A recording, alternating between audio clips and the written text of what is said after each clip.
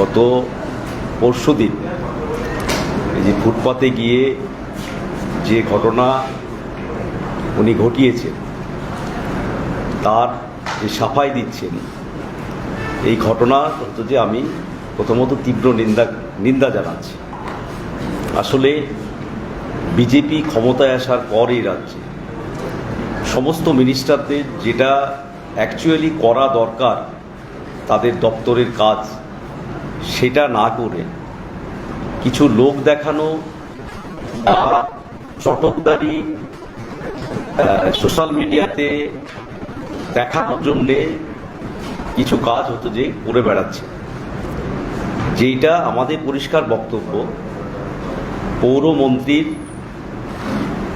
যেটা কাজ আমরা কিছুদিন আগেই দেখলাম, এই কলকাতাতে বৃষ্টিতে কিছু এলাকাতে এত বেশি জল জমল, অথচ নির্বাচনের আগে বিজেপি এই প্রতিশ্রুতি দিয়েছিল যে কলকাতা কর্পোরেশনের এই যে জল জমার সমস্যা সহ আরও যে সমস্ত সমস্যা নাগরিক পরিষেবা সংক্রান্ত আছে সেগুলোকে তারা ক্ষমতায় আসার পরই নির্মূল করবে।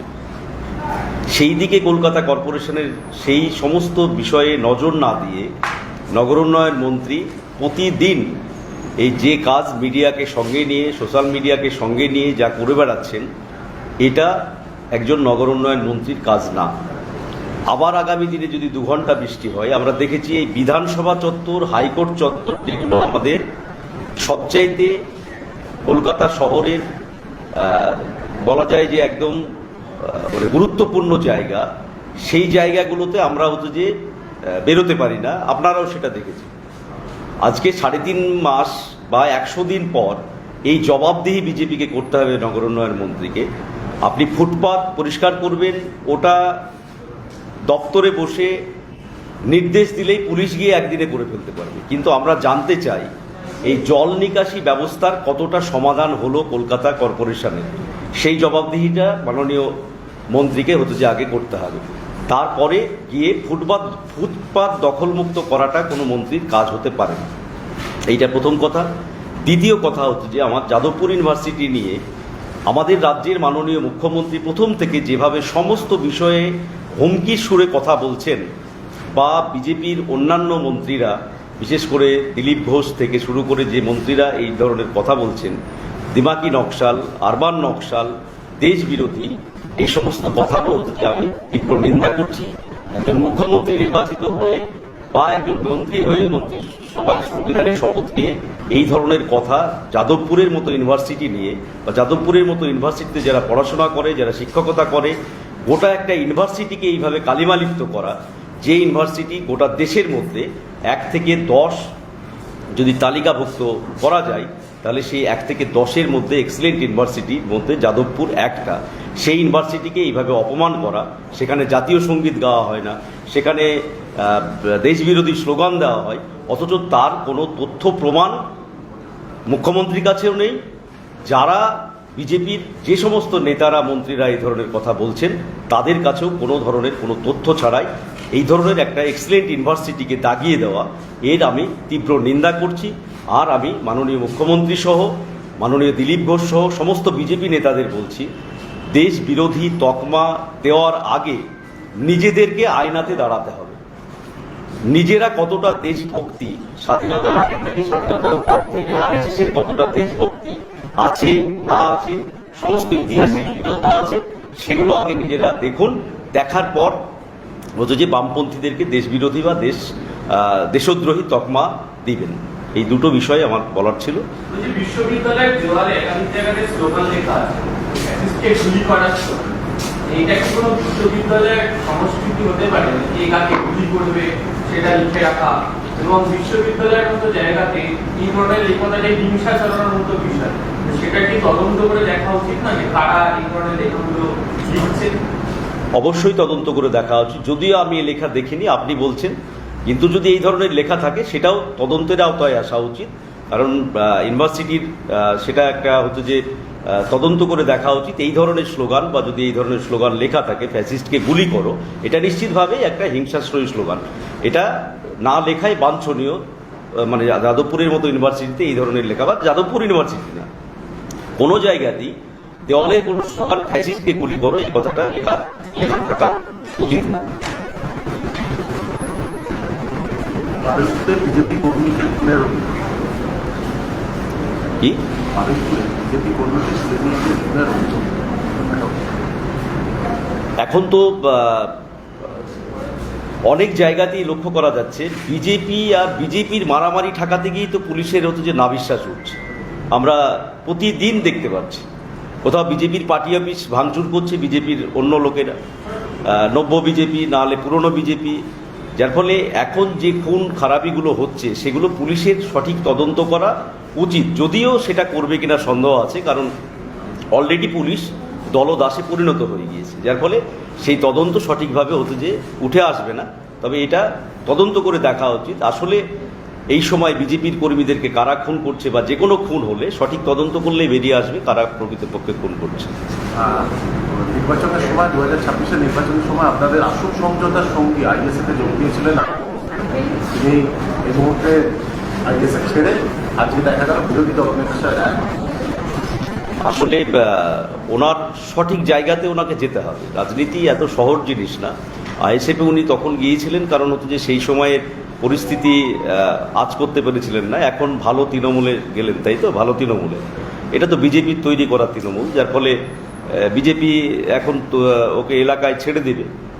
যা যা কৃতকর্ম করেছে, যা অলরেডি বিজেপির নেতারা করতে শুরু করেছে এলাকায়, বিজেপির কর্মীরা, আরাবুল তো সেই জায়গাতে সেফ, মানে এখন যে জায়গায় গেল আইএসএফে করার মতো আরাবুল না, যার ফলে ঠিক জায়গাতেই গিয়েছে। দমকলে সমবায় জয় উনি এবার ভোট দিচ্ছেন হচ্ছে আপনার আইএসএফ বিশেষ করে নওশাদকে উনি ভোট দেওয়া শুরু করে দেবেন। উনি বলছেন যে ভাঙনটাকে নাকি নওশাদ পাকিস্তান বানিয়ে জঙ্গিদেরকে ট্রেনিং দেওয়া। দেখুন, কোথাও গেলে তো কিছু একটা বলতে হবে, এটা তো চিরাচরিত আমরা দেখছি 15 বছর ধরে এই রাজনৈতিক সংস্কৃতি।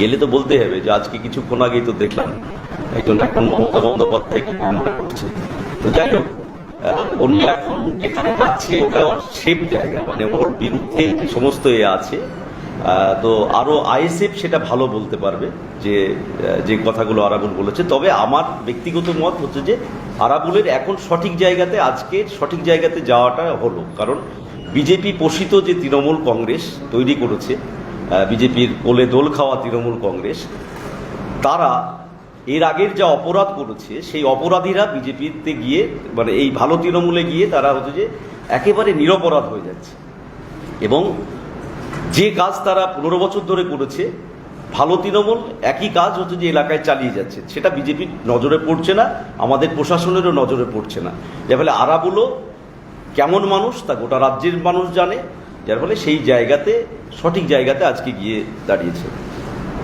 কলকাতায় দেখা যাচ্ছে যে বেসরকারি স্কুল, সরকারি স্কুল সর্বত্র সাপের উপদ্রব বাড়ছে। আজকে ভবানীপুরের মিত্র ডিভিশনে একরকম ঘটনা ঘটেছে। আমি তো বললাম যে বিজেপি ক্ষমতায় আসার পর মন্ত্রিসভা দপ্তর বন্টন হওয়ার পর ব্যতিক্রম দু একটা দপ্তর ছাড়া বাকি দপ্তরের মন্ত্রীরা এখনো নিজেদের দপ্তরের কাজই বুঝে উঠতে পারেনি, এবং সেই কাজ না করে বললাম যে চটকদারি কিছু কথা, চটকদারি কিছু কাজ যেগুলোকে মানুষের এটা ডাইভার্ট করা যায়, এবং প্রত্যেকটা ক্ষেত্রে হতো যে সাম্প্রদায়িক কথাবার্তা বলা, যাতে দাঁড়িয়ে মানুষ এই সমস্ত বিষয়ে, আমরা প্রত্যেকটা দপ্তরের মন্ত্রী মহাশয়দেরকে বলছি, আমি একজন বিরোধী দলের বিধায়ক হিসাবে, যে আপনারা আপনাদের দপ্তরটা দেখুন। শিক্ষা ব্যবস্থাটা গত 15 বছরে আমাদের রাজ্যে লাটে উঠেছে, যার ফলে ক্লাসরুমে সাপ না, আসলে ক্লাসরুমের সমস্ত বিষয়টাকেই হতো যে শিক্ষা দপ্তরকে দেখতে হবে, সেটা দেখাটা ভীষণভাবেই জরুরি, সেটা আমাদেরকে দেখতে হবে আগামী দিন, এবং মন্ত্রীদেরকেও সেটা দেখতে হবে। দমকলে আপনাদের সমবায় নির্বাচনে জয়, এটা কি কোনো নির্বাচন হচ্ছে নাকি?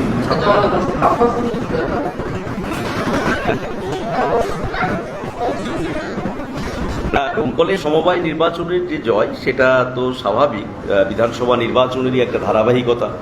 দমকলের মানুষ তো দেখতেই পাচ্ছেন গোটা রাজ্যের মধ্যে বামপন্থীদেরকে একটা ভরসা করেছে বলে বিধায়ক তারা নির্বাচিত করেছে। সমবায়ের নির্বাচনগুলো তো মানুষ মনে করছে সমবায়ের মতো জায়গাগুলো তো একটা আর্থিক প্রতিষ্ঠান, এইটা দেখবেন আপনি বিগত কয়েক বছর থেকেই রাজ্যে বামপন্থীদের উপরই ভরসা রাখছে মানুষ। কারণ তার আগে গোটা রাজ্যের সমবায় ব্যবস্থাকে ধ্বংস করে দেওয়া হয়েছে। সমস্ত জায়গাতে ব্যাঙ্কগুলোতে টাকা পয়সা লুট করা থেকে শুরু করে সমস্ত কিছু করে তৃণমূল কংগ্রেসের নেতারা, তৃণমূল কংগ্রেসের মন্ত্রীরা, এমএলএরা, প্রধানরা, যার ফলে সমবায়গুলোতে টাকা রাখে বা ওখান থেকে সাহায্য পায় কারা?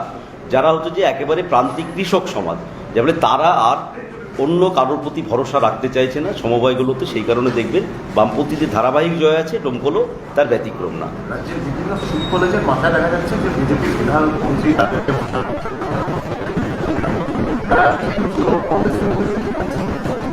আসলে এই সরকারটা চলছে তৃণমূল 2 সরকার, যার ফলে তৃণমূল 2 সরকারে যেটা যেটা তৃণমূল করে গিয়েছে সেটা তো অবিকল তা হবে না, এটা মোড়ক লাগিয়ে হয়। যেমন ধরেন কোনো কোম্পানি যদি অন্য কোম্পানি কিনে নেয় তাহলে তার গেট আপটা একটু চেঞ্জ হয়, কিন্তু দেখা যাচ্ছে আসলে সেই কোম্পানির যা মশলাপাতি যা থাকে তা হচ্ছে যে সেম থাকে।